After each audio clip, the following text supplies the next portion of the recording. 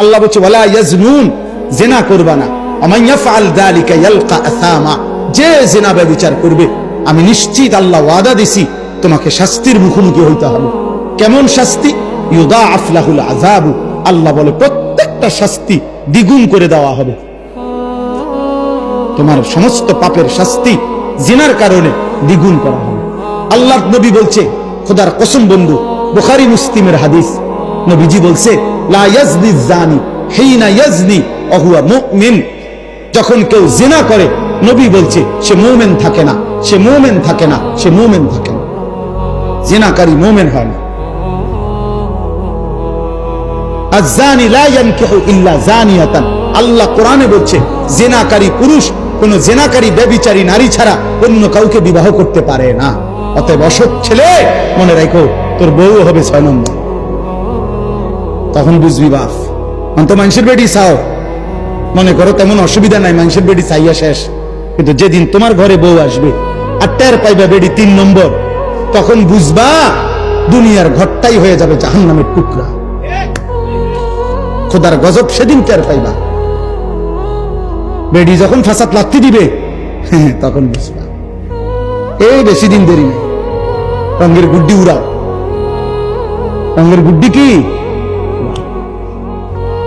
কিন্তু কোরআন বাদ দিলেন কেন? সেজদা বাদ দিলেন কেন?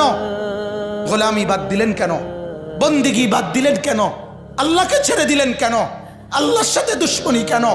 যে ছেলেটা সারাদিন একটা ওয়াক্ত নামাজ পড়ে না, যে বিবি একটা ওয়াক্ত নামাজ পড়ে না, যে মেয়েটা পর্দা করে না, তারে জিজ্ঞাসা করেন না যে মা সবার সাথে সম্পর্ক বজায় রাখো, মালিকের সাথে কেন দুশ্মনী? আল্লাহর লগে কি নারাজি হইলা?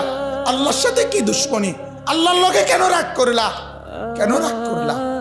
এই বাপ, তোমরা যারা সেজদা করো না, তোমরা বলো না বাজান, বলো না এই দরদি ভাই চিৎকার করে বললাম, তুমি যদি বলো তোমার পায়ে ধরতে, আমি পায়ে ধরতে রাজি। তুমি যদি বলো তোমারে জড়িয়ে ধরে কাঁদতে, আমি কাঁদতে রাজি। তুমি বলো কেন আল্লাহর সাথে রাগ করলা?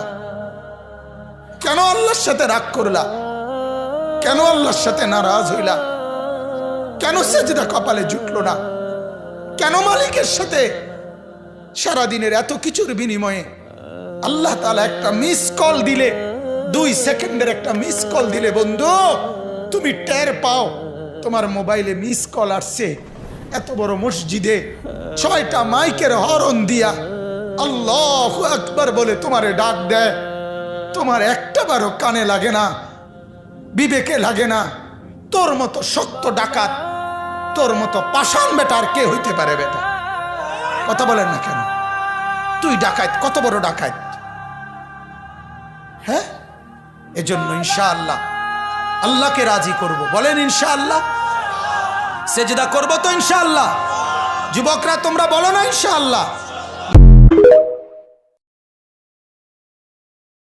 7 বছরের বাচ্চা, কসম আল্লাহর, এই কোরআন শরীফ সামনে, 7 বছরের বাচ্চার শিক্ষক বলতেছে হুজুর 7 বছরের বাচ্চা মাত্র বাড়ির থেকে আসছে, বাড়ির থেকে আইসা তার বাবা লগে আইছে, বাবার হাতের মোবাইলটা তার হাতে, তো বাবা হুজুরের লগে কথা বলতেছে, পোলার হাতে তখনও মোবাইল। এই পোলা মাত্র 7 বছর।